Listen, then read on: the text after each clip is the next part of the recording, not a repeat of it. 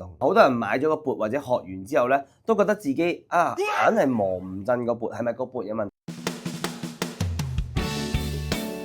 好，今集咧同大家分享磨棒磨缽嘅一個手法，唔講功用，唔講效果，只講點樣去產生一個摩擦，製造一個震動。好多人買咗個缽或者學完之後咧，都覺得自己硬係磨唔震個缽，係咪個缽有問題，定係支棒有問題？其實咧好多時候都冇問題，主要係個手法有問題。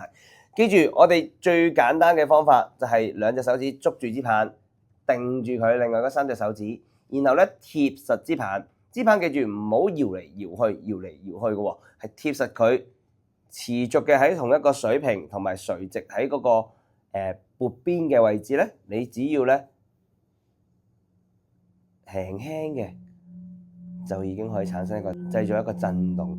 咁但係記住喎，呢個震動咧，我哋唔係要強喎，我哋係要持續。所以當你聽到呢啲鏗鏗聲咧，就即係話可能係太快啦。咁我哋嗰個效果咧，就唔係想聽到呢啲嘅鏗鏗聲，咁我哋就減慢個速度 ，OK？ 咁基本上咧，只要你手法好的話咧 ，OK？ 一個圈、兩個圈就已經開始震動㗎啦，甚至乎有陣時半個圈就已經開始震動，咁啊，我哋就可以達到一個最快、最有效嘅摩擦力，令到個缽震動。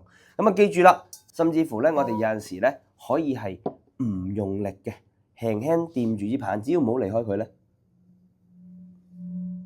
係咪啊？半個圈就已經震動㗎啦，所以我哋記住啊，唔係要用力壓落個缽，或者係點樣去產生個摩擦力，係輕輕嘅讓佢哋兩者摩擦就可以啦。如果你想學多啲關於頌缽嘅操作技巧、科學頌缽嘅應用知識嘅，咁啊歡迎留意住我哋嘅更新啦、我哋嘅片段啦，或者讀我哋嘅課程啦。